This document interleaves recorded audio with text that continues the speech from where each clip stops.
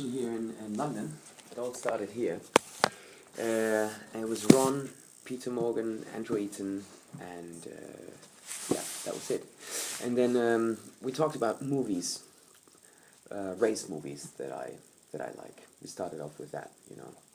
And then I told him that I always liked Grand Prix, and I liked Le Mans, and we also talked about movies that are not good, and that it is difficult to make a good race movie, and especially a Formula One movie.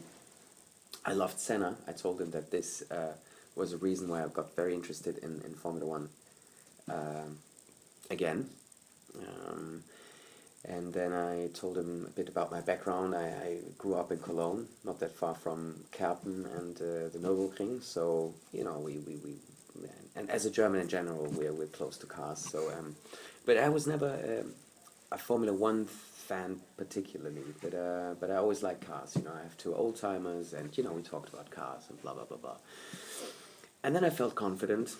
And I realized that Ron liked me. I had half an hour with him, and it was an hour. And then I became a bit, you know, cocky, and and I hadn't prepared my Austrian accent. But I thought, well, they're Americans in English. They wouldn't be able to tell the difference, you know. So I started to speak in that fake Austrian to show Ron the difference.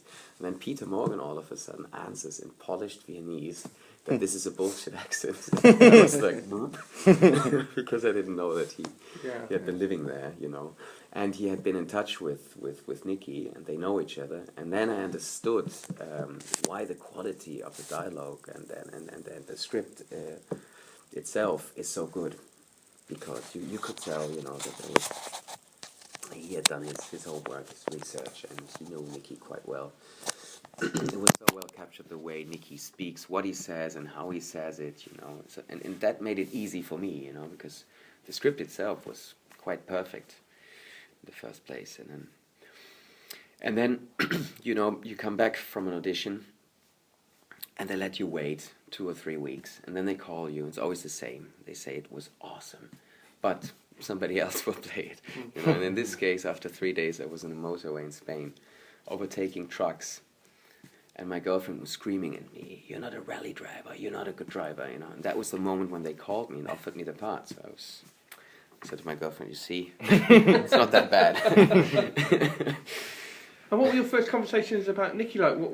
Were you all in agreement about who he is? Is it well?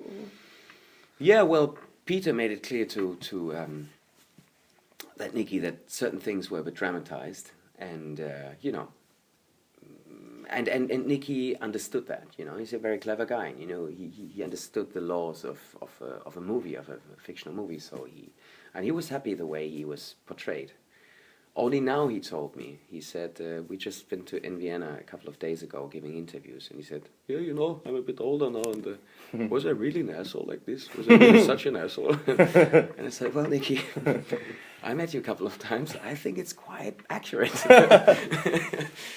But were yourself, Peter and Ron, all in agreement, really, about who Niki is? Do you think you all sort of see the same guy? Yeah, I think we did, because we had the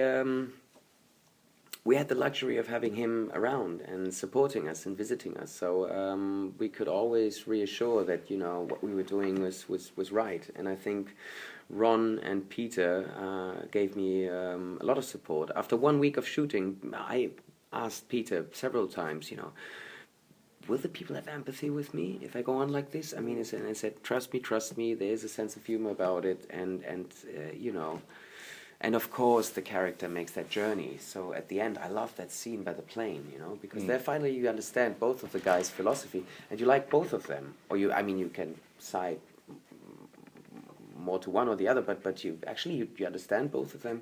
The nice thing is that underneath that rivalry, you have that mutual respect, and you understand that, you know, they like each other in a way. So yeah, I hope the audience agrees with me that Niki's okay at the end. You know, he's likable. I mean, he's very straightforward, very undiplomatic. But to be honest, if you meet someone like him, the parts of me envy the way he is, you know, because how often do I find myself in a situation in which I think I'm losing time because I'm a coward, because I don't dare to solve a conflict in a direct way, you know, and say the truth in people's faces. Niki just does that, and it's fascinating. I mean, our first conversation was so funny on the phone. He said, "Yeah, I guess we have to meet now," and I said, "Well, yeah, be good. Yeah, just bring hand luggage to Vienna in case we don't like each other. You can piss off." I thought, like, that's so cool. I mean, yeah, no pretense. No, yeah, exactly. I came out of the film liking him somewhat more than Hunt, I think. Pardon? I liked Niki more than James, I think. Do you? You see? Great. Yeah, of course, largely Peter, largely you, but I think also largely because of what Niki's really like. Absolutely, yeah. Do you think the film, the narrative of the film, is more his story than James's, or because there is a fair bit more of sort of development of Niki as the film goes on, and sort of particularly with him meeting Marlena and so on. Yeah. Do you see it as more the story of Niki Lauda with James Hunt in it, or do you think it's? Well, I always loved the James Hunt character. I mean, I was always closer to Niki because that was the part that fascinated me more. But maybe also because I'm German, you know, and we're very, on the one hand, very different to the Austrians. I mean, when it comes to that irony and the sense of humor, they're much funnier than us in Germany, which is not that difficult, as you know. But on the other hand, there is something similar in our cultures, or with Niki, because the precision and the you know, that focus on things, that is something that I could relate to. But I found James Hunt a fascinating character too, and I think Chris did a brilliant job, you know, to play this flamboyant rock and roll star. But of course, I always love these scenes, you know. For an actor, it's a gift if you have such a dramatic journey, you know. You have the accident, and then you have these moments in hospital, and he's fighting back his way and gets back to the car, which in real life I asked Niki several times how he was able to do that, and it seems to be, to me, it seems like absolutely incredible, and I could not fully understand how he could do it. I mean, he tried to explain to me how it felt, and we also talked about death and fear and overcoming fear. And he said there were moments of fear, and he was paralyzed when he went back to Monza. And earlier before the race, he tested his car, and he was only able to go in second gear, and then he was blocked, and he had a panic attack. But then he said he looked around if anybody had seen him in such a state, and then he left. He went to his room, closed the curtains, lay down, and analyzed his fear for an hour. And then he got it somehow, and then he did the race. He was fourth, you know.